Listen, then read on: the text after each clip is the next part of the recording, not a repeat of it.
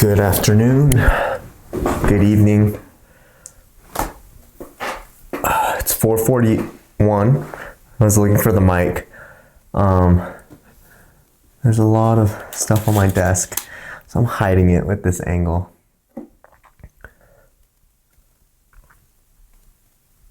Welcome back. It's been a hot minute since I I don't know. Let's see.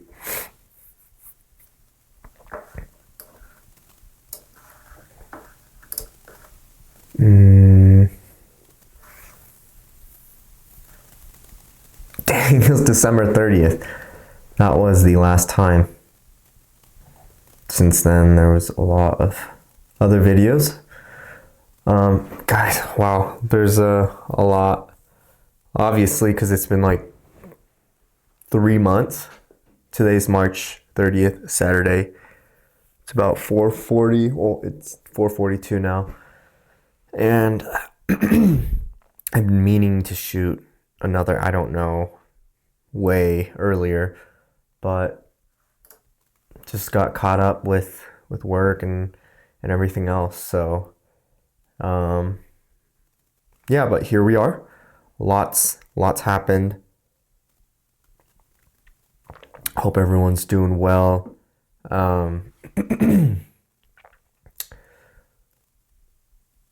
Yep. I think the weather lately has been no bueno. At least here in Utah. It's just, oh, you want to know something funny? So, there's this, so this was the first year I bought it's I guess a snowboarding pass. I was thinking ski pass, but that's what most people call it, but it's, I snowboard. So I got a pass to this place I go to, and they're fairly inexpensive, and that's why I go there. And the 2 years ago when I picked up snowboarding, I went like 10 times, which to me is a lot. I mean, to some people that's a lot, to some people it's not, but for me it was a lot. I went 10 times that season, and the next year I got caught up with something else, so I didn't go snowboarding, not even once. But I picked it back up again this year, especially because I invested in the equipment. And I was like, okay, I'm gonna go to the same place, and I bought a pass because I was like, okay, well, before I went 10 times, and usually their lift tickets are about $30-ish.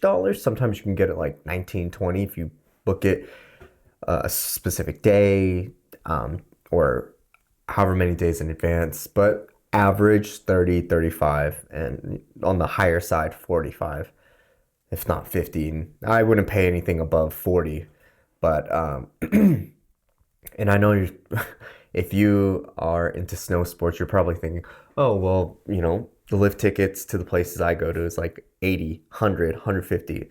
And, I'm sure those places are much more nicer and bigger. And there are lots of places here that have that kind of rate, but just me, I can't, like, everyone justifies pricing and what they're willing to pay differently. And for me, I could justify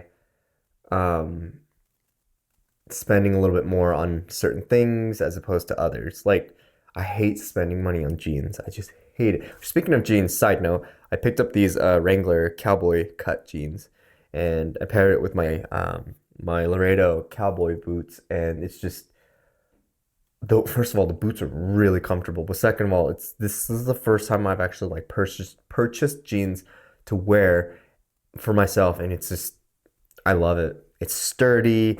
It's not skinny, and I don't know, I love it. Anyways, we'll talk more about the things I wear later, but where were we? Jeans. yeah, so we everyone justifies value in different things differently. So some people might value jeans and spend more money on jeans, and some people might not. And I'm one of those people that would rather spend um, more money on certain things as opposed to a lift ticket. And I haven't been to a resort where lift tickets, well, actually, I have been there once, but I haven't, I normally don't go to resorts or snowboarding places, hills, mountains, whatever, with that kind of pricing. And I also didn't buy a pass. There are like two really big passes called Icon and my mind is blanking. There's the Icon pass and there's another pass. Excuse me. And they're connected to like a select group of resorts. And most of those resorts are like the $100, $150, maybe higher a day type of resorts. But for me, like those passes, if you buy it like super early, I'm guessing like in the summer or like the year before. I don't know the exact pricing, but I'm sure they're like at least 450, 500, like cheapest. And then the average is like 7 to 800 from what I remember, and then it could go up. And I even then like 400, $500 for a pass like that, I can't justify that spend because like 400, $500, I'm like, ooh, well, you could get a watch with that. Um, but um, I didn't get those passes and I didn't buy lift tickets to those places. So the place I go to within that price range, I was like, okay, I'm gonna buy a pass because I'm gonna go try to go like 10 times, get my money's worth. In the pass I bought, I paid 330, I think, around there, or like 300 for the whole season. I'm like, this is great. It's less than what I wanted to spend, and I feel like I can justify it because if I every lift ticket's around $30 to $35. So if I go, you know, 9, 8, 10 times, like it pays for itself.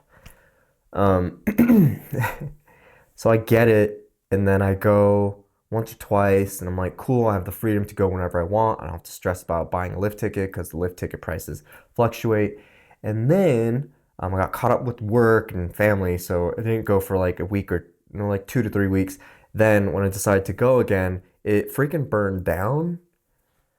The the they have this barn and like at the top's like a restaurant. Then the the little shop is downstairs with the ticketing and stuff, and that thing burned down. So they closed down the whole resort, I think for like almost a week, and that was like my window to go and out the door. And then I got caught up with work again, and then I tried to go again in January. But here's the thing, like it was snowing, and I had this really scary experience coming down from one of the mountains a few years ago when I was snowboarding. It was just me and the SUV, and we don't have snow tires, and we have all year, but it's pointless with snow. And I didn't have chains, but I went to Brighton, which is like really like into the mountains, and I'm on my way home, and it's like snowing like crazy, and I'm like, great, like I hate driving in the snow, like I absolutely hate it. Considering, I mean, I live in Utah, but like I hate it, and I'm driving slow, and the SUV slipping, and mind you, like the way down was like it's one lane forward, one lane back. It's a 2 lane road, and you're on the freaking ledge of the mountain, and it's like you could just see the bottom of the canyon. It's like I'm gonna die here. And this was at night, and like it's just packed with cars lined up, and so we were going like 5 miles an hour, and the car in front of me was slipping. I was slipping, and I was like, never, never again. Like I don't. I can't risk it for a biscuit. And so I said, you know what? Like I'm never going to drive in the snow if I don't have to. If I can avoid it, I'm gonna avoid it. So that's what I did. I I didn't vow, I didn't make a vow, but like I promised myself I'm not going to drive when it's snowing if I don't have to. And so, even to the mountain I go to, and lo and behold, it was like snowing every single like day or opening I had to go, and so I didn't go. And then so now it's like, okay, well, I'm like more than halfway through the season and I've only gone a few times. And finally found some time. I think uh early March, and then like I see a notification on their website saying like, so I bought a day pass Monday through Friday, and they like closed it down. They said from now on like they're only gonna be open from Friday, Saturday, Sunday, and it's like I bought the Monday through Friday so I could go any of those days, but now like I can only go Friday, which is one day, and they charge based on like if like how many days you could go per week. Like 1 day, 2 day, 3 days, and then they're also very specific, like every Mondays, every Tuesdays. And I was like, well, my schedule fluctuates, so I just did the Monday through Friday and paid for 5 days pass.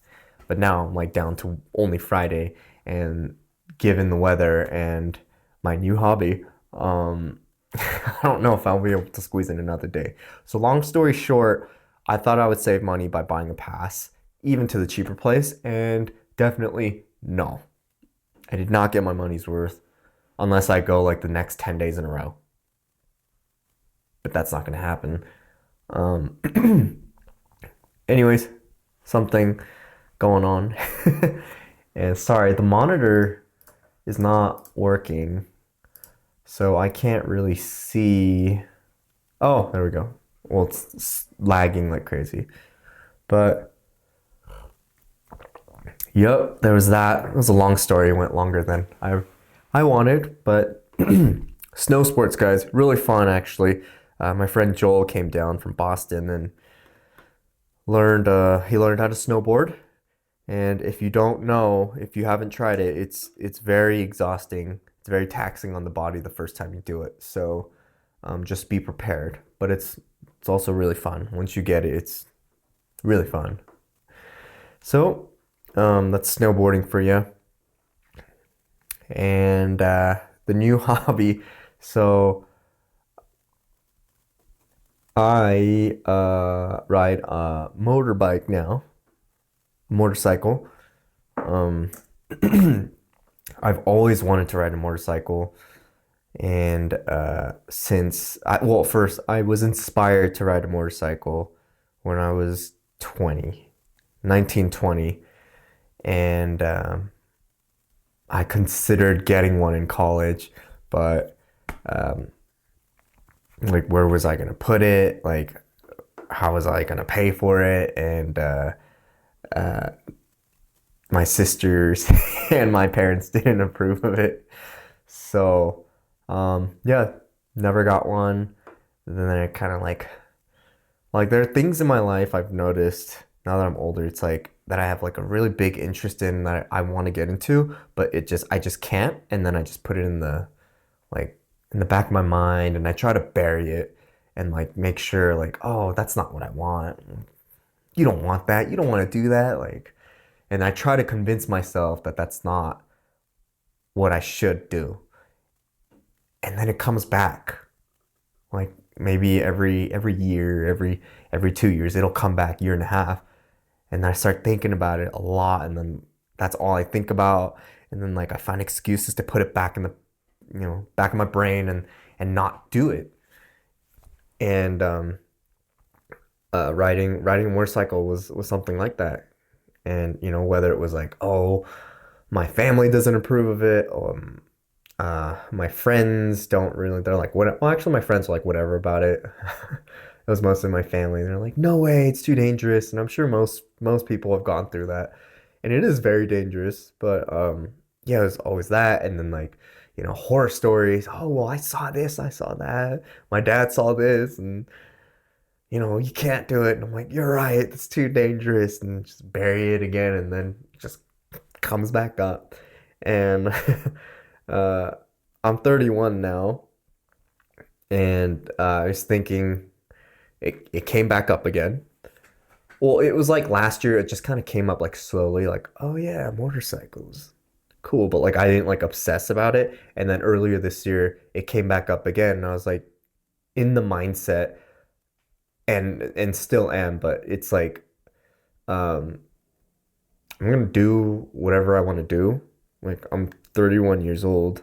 I don't I don't live with my parents and I'm not a kid anymore. Um I'm a grown ass man. I could take responsibility for my actions. And if this is something I want to do or get into or try, like, do it. And if you don't like it, now you know. And I was like, you know what? I'm gonna take a motorcycle class because I almost did that when I was 19, but um, I chickened out and I buried it. But this time I was like, you know what? I'm gonna do it. Um, so I took the MSF course. And like a little part of me is like, okay, if I don't like it, as long as like I tried, I've been on one, I rode and I decided I don't like it, then, you know, I could say I tried it and move on and really bury it. But I did it and as like I was already expecting I'd like it and I liked it a lot. I loved it. And so, yeah, I moved pretty quickly with it. I got my license, which is really cool because they teach you everything in the class from the very basics. Excuse me. They teach you everything. Um, like there are people that have ridden before, but in Utah, okay, so the course teaches you everything from like a beginner, someone who's never been on a bike. So I did it, and it's a 2 day course. And at the end of the second day, they run you through the test, the DMV motorcycle test. And um, yeah, like it was really simple. There was everyone in the class passed, and I was like, wow, can't believe I learned how to ride and pass the test. And so yeah, I did it, and I got my limited license, which is a so the thing I learned about motorcycles. And correct me if I'm wrong, but when you think of a car, when I think of a car, when I thought of a car, it's I need a car to get from point A to point B, and whether that's local or highway or freeway, it'll get me from point A to point B, a car. But when it comes to motorcycles, I went into that same mindset until I learned like as like we had to take like a course, like an online course before we did the 2 day class of riding. But what I learned is that motorcycles are a little bit different. When you think of motorcycle, um, yes, they all get you from point A to point B. However, not every motorcycle can get you uh, highway speeds. So there's this very common term called CCs. I believe it's cubic centimeters, and that's the size of the engine. And so when they're like smaller motorcycles, not only physically in size, but also the size and power of the motor, like a 50 cc or a 125 cc, um, don't have that kind of power. And I feel like most of those are like dirt bikes ish, but there are motorcycles like street motorcycles that are like 150, I think 200, maybe 250s for sure, 350s, 400s. And it's said that those that level of motor is not capable of going highway speeds of probably like 70 miles an hour plus. And people talked a lot about how like when you're riding, you need speed. Like speed can be an advantage to get you out of dangerous situations. So one thing we learned is you don't ever want to be parallel with the car as you're riding. And first of all, like I'm not speaking like I'm an expert. I'm just I'm just telling you what I remember from what I've learned. And if I'm wrong, just correct me. But it's not safe for a rider to go parallel with the car. Like when you're riding a car, I'm sure it's not safe either. But at the same time, like it's more unsafe for a motorcycle because you're less visible. You're not as big as a car, and it's not safe to ride parallel to a car, and let alone be in their blind spots. And so when you're in that situation, you either want to slow down or use that speed and overtake and get ahead, especially on the freeway. And so we're learning about all these safety things as a rider. And when it came to looking at motorcycles and which one I wanted to get, like I wanted to get one that wanted to get me from point A to point B, regardless if it was local or like 40, 50 miles away, which means I needed to jump on the highway. And everything up to 649cc uh, was what you were tested on. So I tested on a 250cc motorcycle, and everyone was within that range in the class. So we did the test, and when you get your license, it's a limited license that limits you up to 649cc motorcycles. And 649cc, some say you can get to highway speeds of like 70, 80, maybe 85, possibly 90. But that's like, imagine like your foot is down on the floor when you're driving and you're going full speed, like as fast as your car could go. Now imagine you're doing that, except the fastest your car can go is 70 miles an hour, like pedal to the floor. Then your engine is at its highest RPM, and your car is, the engine is, it's at its maximum output, which is definitely not good because you don't want to be driving foot to the pedal, foot to the floor for like an hour or 30 minutes, even that. Like you shouldn't be driving at top speed that long for your daily commute. It doesn't make sense. So and it's not good for your car. It's not good for your engine.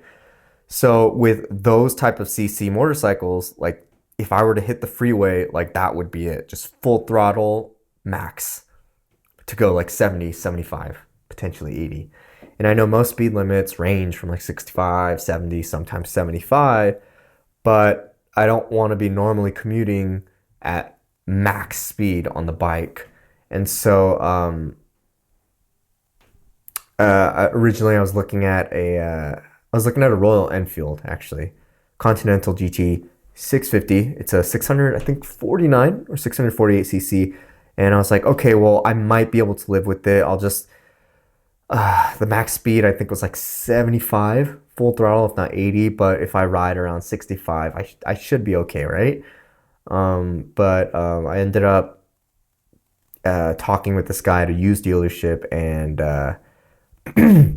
there was a Triumph, and I learned of the brand and was like, oh, well, it's a really nice brand, and there's no way I'd pull the trigger on something like that because they're very expensive. But they had a lot of good used inventory there, and there was one that was the price was much lower than the others, and I was like, well, this is kind of a good deal now.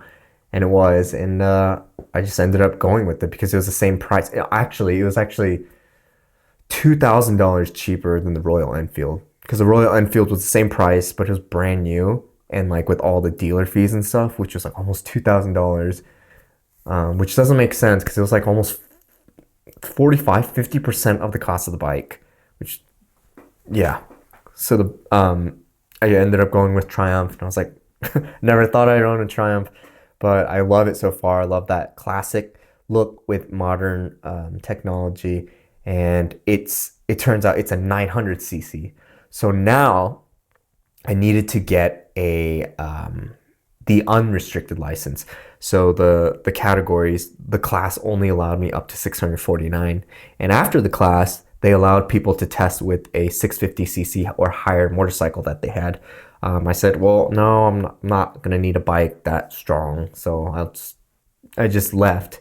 But then once I picked up the Triumph, I'm like, okay, yeah, now I need that license.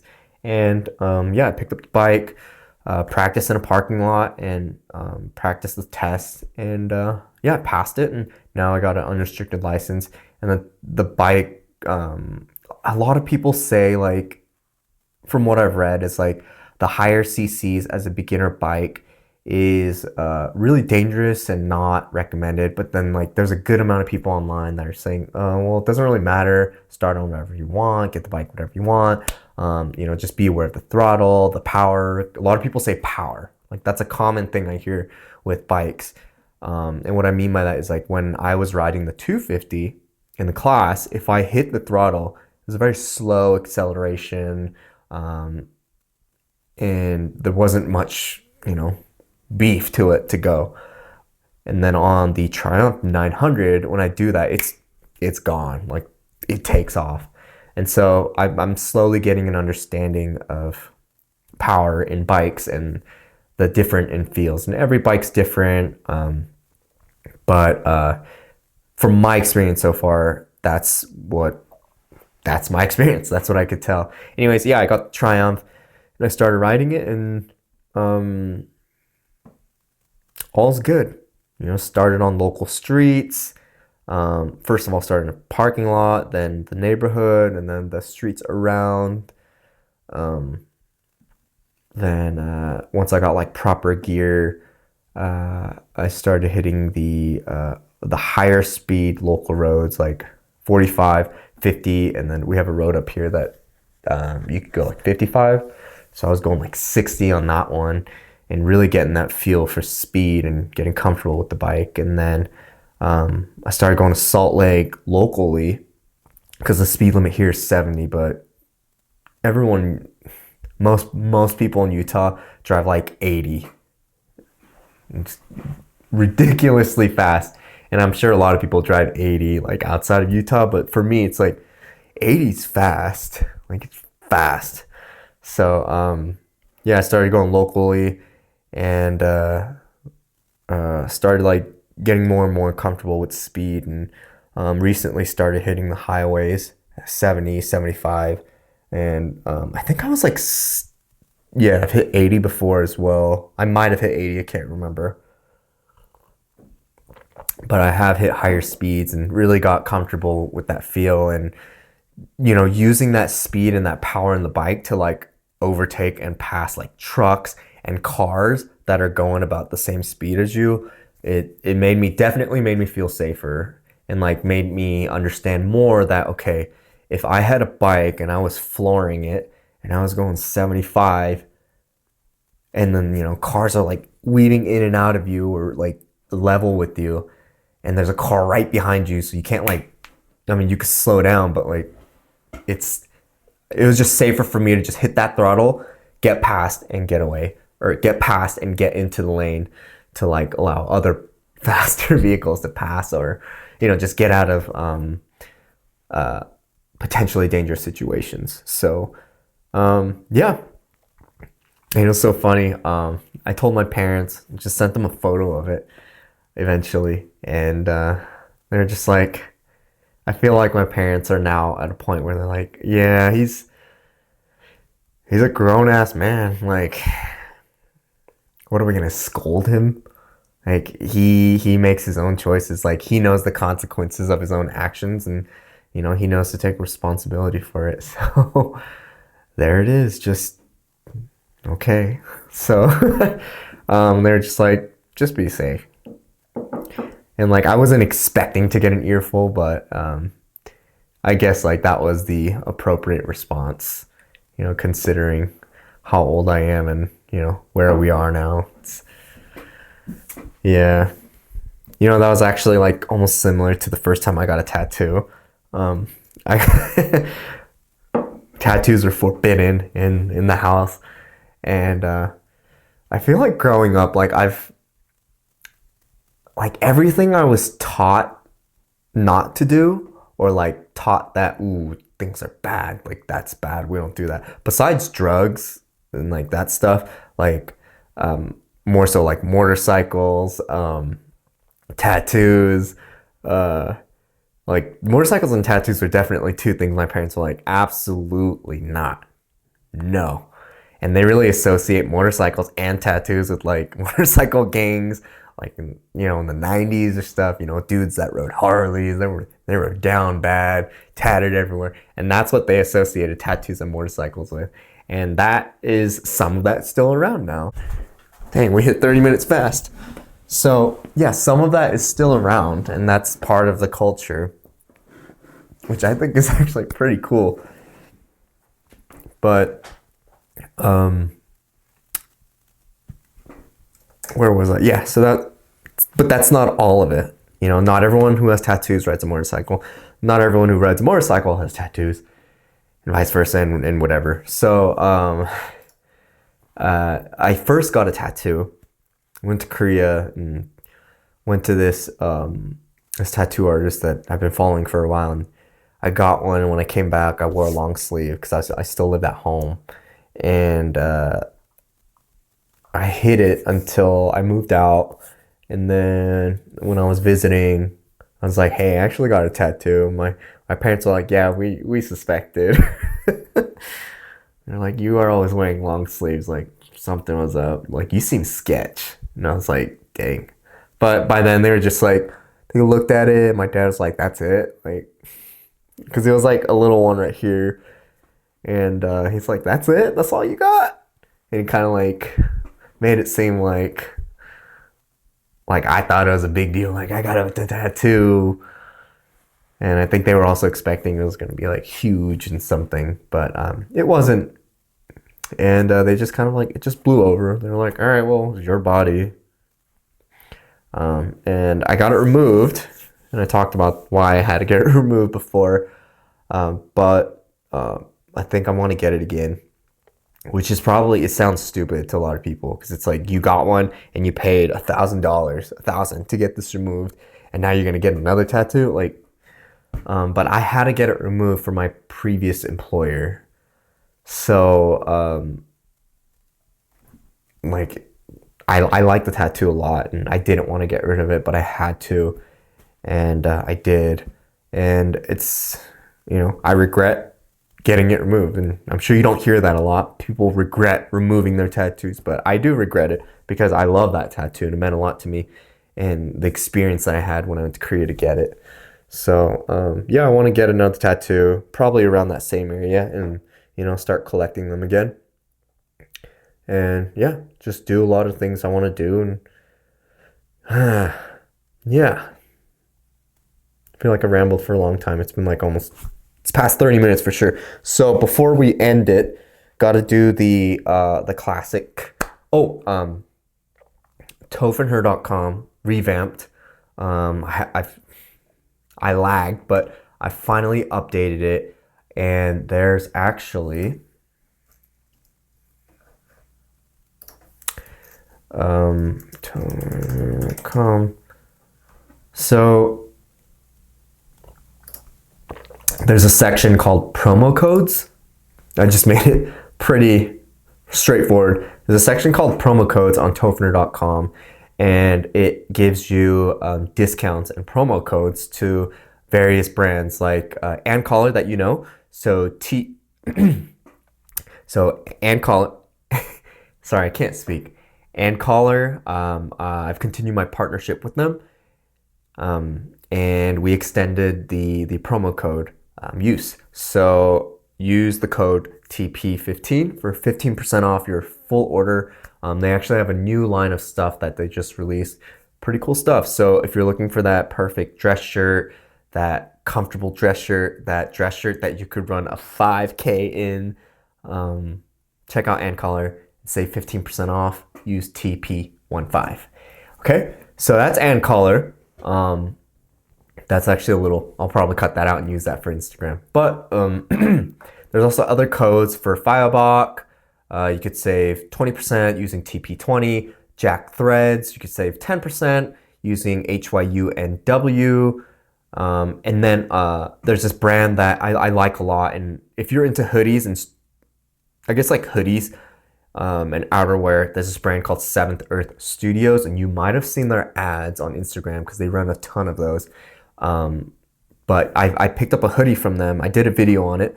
I'll link that in the corner of this video and the description. But I did a review and an unboxing, and the quality's, it's very high quality. I like it.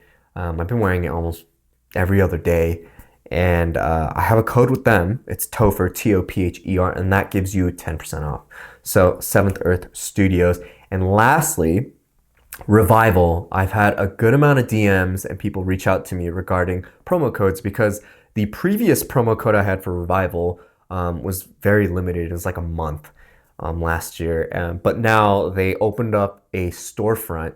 So what that is it's a page where there's a ton of rugs that I would put on there, select from the website, put on there, and any rug that, from my understanding, any rug that you purchase from that page will automatically give you 15% off, which is huge because rugs are very, very expensive.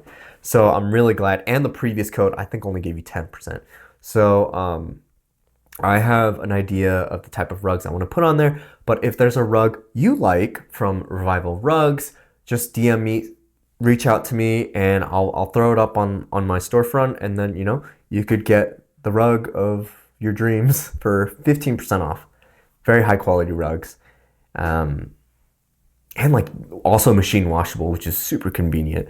But anyways, yeah. So Ann Caller, Revival, Seventh Earth Studios, Filebach, and Jack Threads for now. I might be getting a few more promo codes for other brands for you guys shortly. Those are kind of in the works right now. But at the moment, you could check them all out at tofner.com. And just go to promo codes and it's all listed there, and just click on it and it'll take you directly to the site. I do want to let you know these are affiliate links and codes. So if you do make a purchase through these links using these codes, I do get a small commission off of that purchase, but it's nothing that you're going to be paying. It'll just help out the channel. It'll help out the whole business that we do here at Tofner, as well as my Instagram. So thanks you guys for watching. Everything you need is there. And again, the rugs thing, I think it's a great deal. Like, I never really knew how much I loved rugs until I got one. I've always wanted a rug, and I did actually get one like years ago, but it was like a really, really cheap rug, and I got bed bugs all over it. So that one was no go. But that wasn't the rug's fault. But I did love that rug. But this rug was like the quality of it. The one you see on my Instagram and everywhere is the Saloba rug. So, yep, that's it. Thanks for watching, you guys. Appreciate it. Yeah, bye.